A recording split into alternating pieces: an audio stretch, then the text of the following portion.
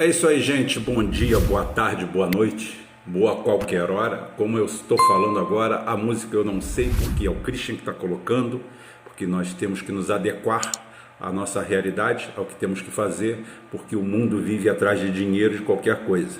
Então, as pessoas nem compartilham as nossas visualizações, eles simplesmente tomam todas as nossas visualizações. Então a gente escolhe músicas que não sejam monetizadas e por aí vai, não tem problema. Dia 6/11 de 2020, a data estelar eu estou por fora, se bem que a gente está no mundo da lua, né? Mas não tem problema. Estou aqui de frente a frente com vocês. Primeiramente, agradecer ao meu pequeno e seleto clube, as pessoas que são fiéis, que seguem o meu canal, que são poucos, mas valem por muitos, porque ontem eu tive a coragem de abordar o assunto de forma fria, porém contundente, do tal do estupro culposo, mais uma mentira, mais uma canalice criada pelo Deep State americano, criada por agentes da CIA infiltrados no Brasil. Não é teoria da conspiração, é uma constatação. Também um abraço para o meu amigo Rômulus, porque ele também corrobora isso que eu estou falando. Um agente infiltrado da CIA, que aqui se finge de grande interessado, quase um brasilianista, interpretando esse tal de Intercept.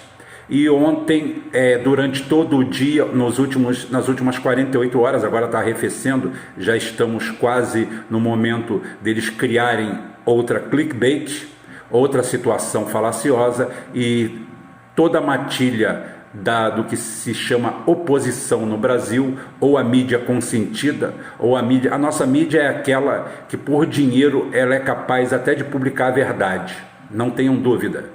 Não duvidem da capacidade da Globo, não duvidem da capacidade dos blogs nacionais, não duvidem de nada, porque por dinheiro esse pessoal publica até a verdade, mas infelizmente quem tem a verdade não tem dinheiro. Então como é que alguém vai comprar espaço? Eu não posso comprar espaço em lugar nenhum. Eu tenho que falar para esse grupo pequeno de pessoas aqui que tanto me orgulha, o carinho que eu recebi nos comentários, as pessoas entendendo exatamente qual é o meu ponto de vista.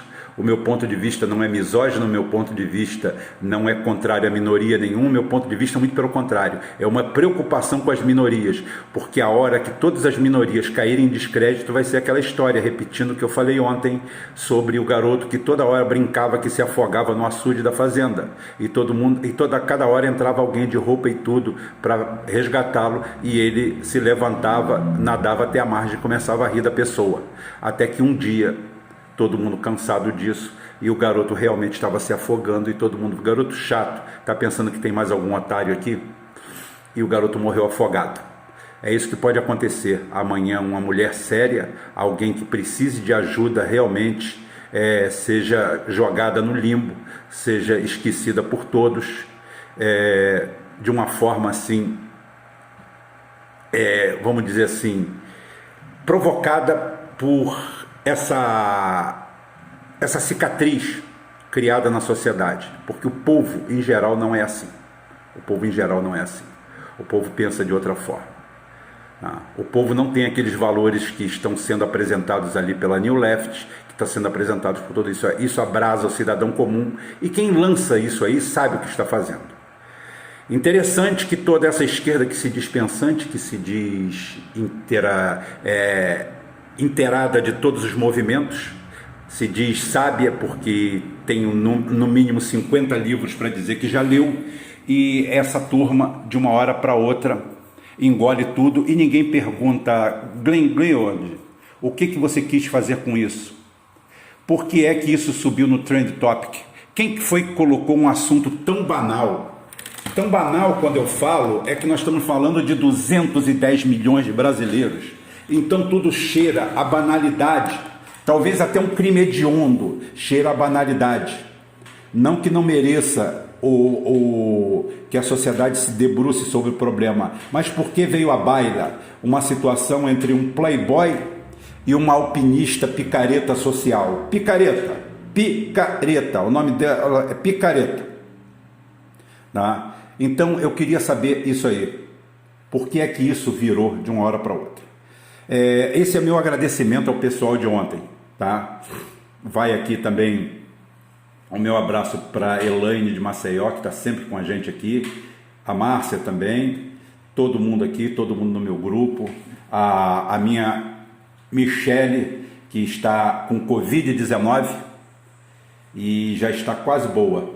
Aí é bom que ela cala a boca um pouquinho, ela fica sossegada. Sossega aí, Michele, não tem problema. E eu falei ontem, atenção, eu falei ontem ou anteontem, que o que me incomodava na eleição americana, claro, o Biden ganhou a eleição, o rei morreu, viva o rei. O rei morreu, longa vida ao rei. E nós teremos mais uma longa vida de 4 anos. E o Biden vem com um bilhetinho no bolso. O Biden vem para tentar fazer a transição para o Reset Global. O Reset Global, como disse o nosso professor Lourenço Carrasco, que esteve aqui e vai voltar.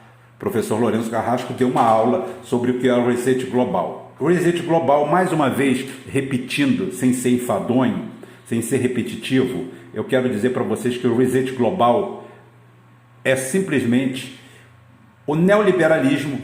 Tem mais um exemplo de neoliberalismo aqui, tá? Fica calmo, que eu vou falar antes do tema principal. O tema principal eu já vou logo dizer para vocês, tá? É o que eu falei. O silêncio, o ruído estrondoso do silêncio de Putin e Jinping. Tá? Isso aí é o principal. A gente tem que falar disso aí. Qual vai ser isso aí? Mas agora vamos falar do Reset Global. O Reset Global é o neoliberalismo que destruiu o planeta, arrasou com o planeta, endividou o planeta, passou o dinheiro para quem não produz. Porque quando você fala de Andrew Carnegie, quando você fala de Thomas Edison, pilantra, picareta, bandido, Robert Westinghouse, quando você fala dessas figuras, quando você fala de Rockefeller mesmo, de qualquer jeito você fala em trabalho, em produção, em riqueza. Quando você fala dos gigantes da indústria, quando você fala dos caras que revolucionaram o mundo a termos industriais, poderiam ser canalhas. O Andrew Carnegie não. O Andrew Carnegie teve 600 bilhões de dólares em dinheiro e morreu com 30 milhões de dólares. Ele morreu com 1 centavo do dinheiro que tinha, o resto ele doou em vida. Fundações, o caramba. Trabalhou, conseguiu uma fortuna fantástica e simplesmente foi lá e doou tudo em vida. Fantástico, ótimo. Eu não estou falando disso não, eu estou falando de gente que produziu dinheiro sem estar associado à riqueza. Esse pessoal fez a classe média, não vou falar brasileira, fez a classe média americana empobrecer. Mais para frente eu conto a desgraça, a tragédia que se abate sobre os Estados Unidos, no momento. Então, o que é? Quem destruiu o planeta? O anarcocapitalista, essa turma que acha que ir para a bolsa, trocar papel, fazer disputa de papel, porque eu quero dizer para vocês uma coisa, não existe dinheiro entrando na indústria dentro da Bovespa ou dentro de Wall Street. Não existe dinheiro novo. Só quando o IPO, quando o pessoal subscreve ações e as vende, é que esse dinheiro fresco entra dentro das indústrias. Então, o fato de uma ação subir não tem nada a ver com a empresa, tá? Não tem nada a ver com a empresa. Está subindo ou não, porque ela não recebe nada disso. Se chama mercado secundário de ações.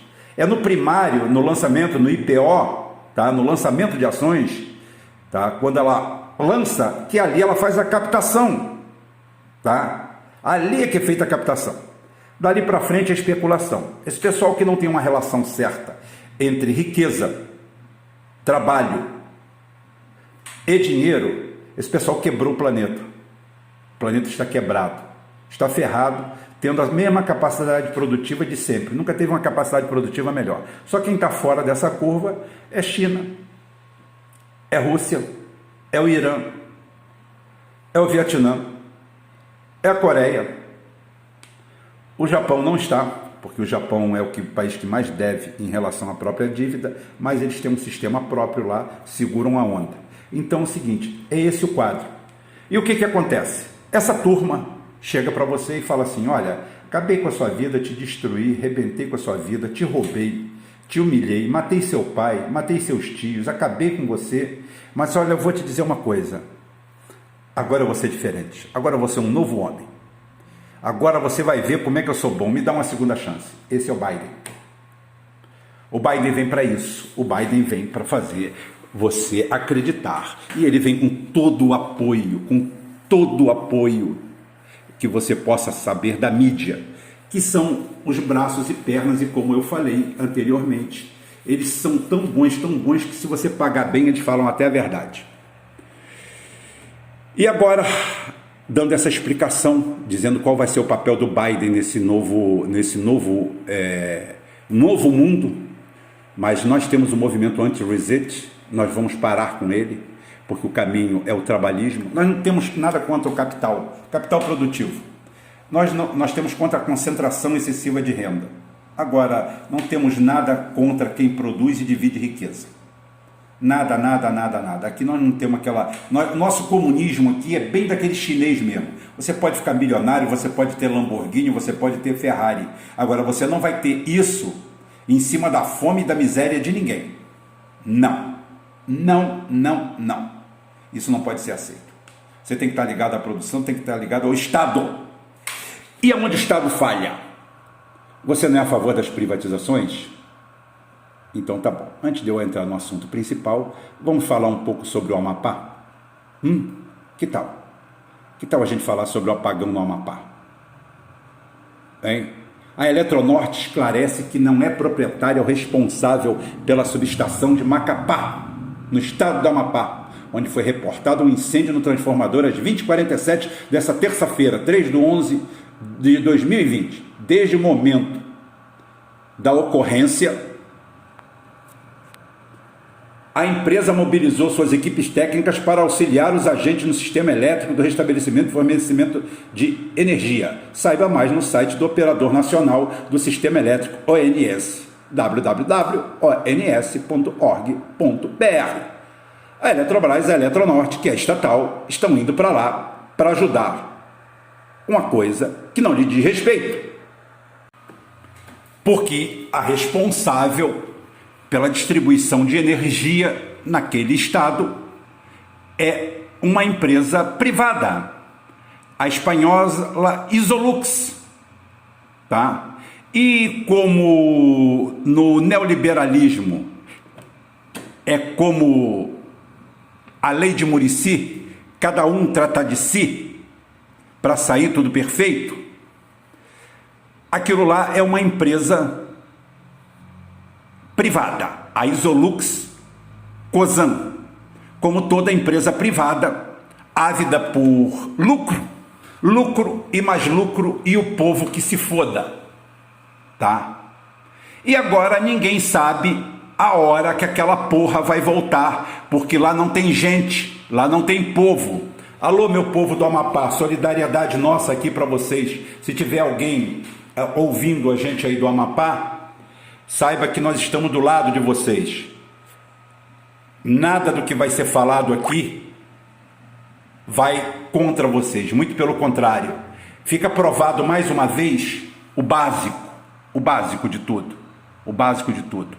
que não se pode em momento algum entregar um serviço essencial para uma empresa privada, porque o interesse da empresa privada é só o lucro. E a população não pode ter seus serviços básicos atrelados a isso. Em hipótese alguma. Chega, basta. Está na hora de jogar ao mar essa turma toda. E nós temos nesse sistema, nesse movimento anti-reset, exatamente isso: jogar esses canalhas ao mar. Segundo, só para dar outra penada aqui no assunto, porque o assunto é amplo, só para deixar claro para vocês, e hoje o maior canalha da nação, que consegue ganhar por uma orelha do Bolsonaro, que é o Paulo Guedes, disse que com o dólar a 5,50 as reservas brasileiras tanto faz quanto tanto fez. Ou seja, o próximo passo do Paulo Guedes é acabar com as reservas brasileiras. Nós vamos terminar na merda, destruídos por essa turma. Mas não quero falar mais nisso. Isso daí é só para vocês verem, para os anarcocapitalistas, para os seus amigos privatistas chegarem à conclusão. Tá lá, chegaram para o povo e disseram que talvez daqui a 30 dias tudo está tranquilo. Sabe por quê? Porque não existem transformadores, acho que são transformadores de 250 megawatts, se não me engano. Eu sou da área de geração de energia, eu conheço bem isso. Mas não vou entrar na parte técnica aqui porque é chato. A parte técnica não interessa. Se alguém quiser conversar amanhã na live comigo sobre a parte técnica, a gente conversa. Amanhã tem uma super live. Então a gente, sobre isso daí, sobre a vitória do Biden, que eu não vou abordar aqui, eu vou falar aqui sobre a briga, porque é uma briga que já tem só perdedores, e ela explica agora, eu vou entrar na fase central do programa de hoje, que é falar exatamente sobre o silêncio ensurdecedor de Jinping e de Putin. Por quê? Porque a briga entre Biden e Trump deixa a Europa exposta aos ataques russos e chineses. E tem uma porrada de país europeu que começa a contestar a liderança americana. O futuro da OTAN está em jogo. Que ao mostrar fraqueza dentro de suas fronteiras, os Estados Unidos abrem um grave precedente geopolítico. Isso aqui deveria estar sendo tratado no Geoforça, mas eu estou quebrando o galho e estou botando aqui. O enfraquecimento interno provocado pelo movimento de ruptura consegue começar a fazer nos Estados Unidos o que ele tentou fazer durante décadas inutilmente com Putin e como tentaram fazer na década de 90, final da década de 80 do século passado com a China. Ou seja, os Estados Unidos estão bebendo do próprio remédio, do próprio veneno. Hoje os Estados Unidos é vítima da mais clara guerra híbrida. Sem perceber, caíram no próprio conto, se fuderam, se ferraram, estão afundando na própria lama. 47 milhões de homeless, dívida oficial de mais de 100% do PIB. As reservas de Fort Knox, simplesmente denunciadas em vários lugares como uma reserva de tungstênio. O ouro não existe lá, fora o que eles roubaram da Líbia, roubaram da Síria, roubaram de todos os lugares. Ladrões, bandidos, que mantém uma força de 500, 600 mil homens espalhados pelo mundo em mais de 800 bases, promovendo a guerra, a miséria, a fome, a tragédia, e dizendo que os valores que eles defendem é do mundo livre. O mundo só será livre quando o mundo for livre de vocês. Porque eu não estou aqui para passar pano para chinês, mas o chinês é um judeu de olhos puxados, judeu no bom sentido, porque eu conheci judeu que era mascate, comerciante, um judeu e um libanês, inclusive aqui no Brasil é muito engraçado que eles viviam juntos, tá? Tranquilo, o Brasil é tão bom que acontece isso. Então é o seguinte, eram mascates, eram vendedores, era gente do comércio, tem gente que tem queda para o comércio, tá? E judeu tinha, o sírio-libanês tinha, aí depois nós começamos a ser enredados pelo sionista, que é o explorador do judeu, e que explora a gente também, e exploram os deles. Então aqui, os Estados Unidos, há 50 anos atrás, há 54 anos atrás, os Estados Unidos, a classe média tinha quase 30% da riqueza, era o ápice, o American Way of Life, a terra das oportunidades, onde o cara não precisava fazer uma faculdade, uma universidade, bastava ele ser operário e manter uma família, uma casa no subúrbio, a felicidade, a família padrão, a família atômica, um casal com 1 ou 2 filhos, tranquilamente, todo mundo vivendo bem, sorrindo, maravilhosa, aquela mulher que parecia a Manu hoje, né? Aquela mulher recatada do lar, bonita, te esperando na porta de casa com um sorriso, pronta para fazer seu café, botar sua cervejinha gelada, maravilha. Só que isso tudo acabou pelo rentismo. Então eles começaram a predar o próprio povo dele. A infraestrutura americana está acabada, está arrasada. São mais de 20 trilhões de dólares para botar a infraestrutura em dia. Ela está destroçada. E um problema hoje, um New Deal que eles não vão fazer, que o New Deal deles vai ser igual ao do Obama. O New Deal do Obama foi distribuir, dar dinheiro para bancos e para bandidos. Eles injetaram dinheiro público, fizeram 2 ou 3 trilhões de dólares da noite para o dia, como quem já viu La Casa de Papel, sabe como é que é a estrutura. A primeira, não vi as outras, a primeira é interessante, eu gosto sempre da primeira, pode ser que a segunda seja melhor, mas a primeira é aquela, o âmago que foi uma série que eu vi espanhola, La Casa de Papel, que é o seguinte, eu achei uma merda até o desenrolar. Quando desenrolou o final, eu achei tudo genial. Tudo que eu achei merda para trás, eu achei genial ali. Tá? Então é isso aí. Pegaram papel e imprimiram. A infraestrutura dele está destroçada. E a mão de real, se eles fizerem uma frente de serviço, vamos perguntar como é que o americano médio, cliente dos quilos mortais, daquele médico iraniano que corta a barriga dos outros, que aquele médico é iraniano, né? Lá dos quilos mortais, tá? Como é que esse pessoal vai meter a mão em alguma coisa se ninguém está acostumado a trabalhar? Quem mete a mão para trabalhar é mexicano, é latino, é ibero-latino. O ibero-latino é que vai para lá para trabalhar, para pegar sol, para se queimar no sol, para ralar, que está acostumado a trabalhar. E o americano pobre, o resto está ferrado. Só para lembrar para vocês como é que foi a eleição americana que a gente vai abordar amanhã. Os latinos votaram em peso no Trump, porque sabia que o Trump ainda jogava do lado deles. Mas agora não. Agora nós estamos ferrados. Se abrir frente de trabalho, o americano comum que não sabe o que é trabalho há décadas vai penar na mão dos latinos. Parece que o México, 200 anos depois, vai pegar de volta o país que foi roubado dele. O país está dividido, destroçado, com milícias perigosamente armadas. Só para te dar um número para vocês, foram 13 milhões de armas vendidos nos últimos 12 meses, mais de 1 milhão por mês, fora cartucho, fora munição. Está todo mundo preparado para o Walking Dead. Não é à toa que a última década eles só fizeram um filme de Walking Dead. O alimento deles, que é Hollywood, está aí disso aí, olha. Tá? Os bandos de lado a lado estão armados, parece um barril de pólvora procurando ou implorando por uma centelha. E eu não tenho dúvida nenhuma que o Putin, junto com a China, já montou uma fábrica de isqueiro. Tá?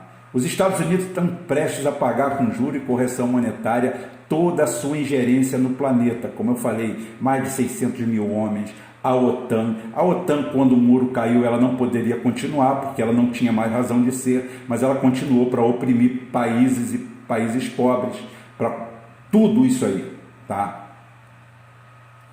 Tudo. É um negócio assim assustador. São 600 mil homens espalhados pelo mundo, metendo bedelho, interferindo na vida dos outros países. A sua onipresente CIA e a ONSA sabotando países, matando gente. Sua diplomacia internacional atuando como um grupo terrorista, onde a maioria de seus embaixadores não passam de líderes terroristas. Isso tudo está dividido. Tudo está dividido. E nessa guerra interna absurda, quem aparece? A patética figura de Bolsonaro. O bobo da corte. Se manifestando no momento que todo mundo se cala. Todo mundo está calado, todos os líderes mundiais estão calados, e o idiota se expõe em mais um ato infanto-juvenil debilóide, aonde demonstra claramente não saber qual o seu papel, nem o que representa um chefe de Estado. Esse dublê de retardado com Odorico Paraguaçu vem a público pateticamente demonstrar solidariedade a Trump. Parece um torcedor do Flamengo se solidarizando com um torcedor do Barcelona, numa briga, numa disputa lá com o Real Madrid. No momento em que todo mundo se cala, o pateta fala. Ele, com a sua estriônica família, medíocre família, com a neta dele lá, que se chama Wisconsin, Texas, Alabama, ou qualquer coisa, um negócio desse, estão aí se manifestando. E os principais personagens do mundo nem respiram. Putin, Jinping, nada tem a falar, estão calados, quietos, esperando o desenrolar da situação. Enquanto isso, o explodidor de corredor, de quartel, sem saber, sem ter noção e sem saber da merda que está se metendo e metendo o país, abre a boca para mais uma vez nos deixar em uma situação pior do que já estávamos. Como vamos ficar pior do que estávamos com o Biden. Porque o Biden simplesmente vem com um apoio midiático global para botar na bunda da gente. Porque é esse o papel dele. O papel dele é arrebentar com a gente, foder com a gente. E nós vamos pagar a conta. E esse idiota que aí está, ele já está tentando fazer uma aproximação. Já tem o primeiro passo dele, falando merda, se colocando de lado. Quando todo mundo se calou, quando todos se calam, o Pateta fala. E agora, tanto faz, para a gente que tanto faz. Agora tem pior. A única coisa pior do que o Bolsonaro acredita é a oposição brasileira. É um lixo liderado por uma New Left, uma esquerda identitária, liderado por mariquinha, por afrescalhado, por gente obtusa e idiota, que consegue de forma surreal que o povo brasileiro inteiro abandone a discussão política e migre para a ética, para a moral cristã, para a religião. Eles conseguem praticamente o impossível hoje no planeta. Eles conseguem o milagre de ser muito pior do que o Bolsonaro. O povo brasileiro, a essa altura do campeonato, e quando eu falo povo de verdade, eu estou falando é o povo de verdade, não que vive pelas penas amestradas, que vive pelos corredores das redações, de blogs que levam dinheiro, de think tanks. Eu estou falando do povo brasileiro, trabalhador de verdade, em sua esmagadora maioria católico, evangélico, que porque são católico evangélico, não adianta você tentar outra retórica, isso é a verdade. A gente trabalha com produto real, a gente ajeita as velas, repudia as pautas identitárias, enquanto o Bolsonaro comete mais um sepulcro na política internacional. Sepulcro, para quem não sabe, é o famoso harakiri, né? Então, enquanto ele vai destruindo o Brasil a médio e longo, a curto e médio prazo, né? Enquanto ele vem fazendo isso com a ajuda inestimável do nosso querido amigo Paulo Guedes, tá? O que a esquerda brasileira faz? Fica discutindo, tá? Se a briga entre o pessoal lá, a discussão entre o playboy e a alpinista, quem está com a razão, se foi estupro culposo, doloso, vagabundoso, e a gente aqui, ao invés de cuidar do nosso futuro, do brasileiro que acorda 3 horas da manhã, que passa aí se desviando das balas e da violência, tenta cavar o sustento de mais um dia, a gente está aqui decidindo o que vagabundos, playboys e alpinistas resolvem nas noitadas, nesses buracos fétidos, regados à bebida, à droga, a outras coisas. O que eles estão fazendo? Eu quero que se fodam todos eles, porque o Brasil é muito mais do que isso, a importância é muito maior do que isso, a discussão vai muito além disso. Por quê? Porque a gente já paga o judiciário mais caro do mundo para resolver isso aí. E por incrível que pareça, dessa vez, nesse caso aí criado pelo agente Glenn Greenwald, essa merda aí com esse The Intercept, que não foi interceptado por nada, nesse caso a justiça foi primorosa, se fez a justiça. Ela não tinha prova nenhuma, ela não foi estuprada coisa nenhuma, ela dali saiu para outra farra e a gente continua discutindo esta merda que nem eu poderia estar falando nisso, mas tenho que falar para situar as coisas. São quase 30 minutos de vídeo, esse rádio, esse negócio, e por aqui eu vou picando e falando para vocês. Amanhã, super live. Convidado principal, Rubem Rodrigues Gonzalez, esse é fantástico, é o melhor de todos, não tem igual. Até porque eu não tenho dinheiro para anunciar na Globo, eu tenho que fazer o meu marchão. Mas tudo bem, eu vou ver quem estiver desocupado, vou chamar. Se o Felipe Quintas estiver, se o professor estiver, e se qualquer coisa eu chamo meus candidatos que eu apoiei e boto todo mundo lá, faço uma mesa redonda, mas vai ser legal, vai ser bacana. E eu vou responder todas as perguntas, eu não corro de perguntas. E nem corro dos meus erros. Tá aí. Biden ganhou, e agora, José? E agora? Nem pode falar mais do Louro José, porque o Louro José morreu também. Eu não sei se ele morreu ou se ele voltou para casa, ou não sei se ele fugiu. Do jeito que a situação está, eu tenho que abrir uma investigação para saber se o Louro José morreu, ou ele vendo a situação tão braba, ele fugiu desse planeta, desse país, desse lugar, porque tá foda, tá foda. Gente, até amanhã, se Deus quiser, com a nossa live, e ele vai querer. Um abraço. Fui.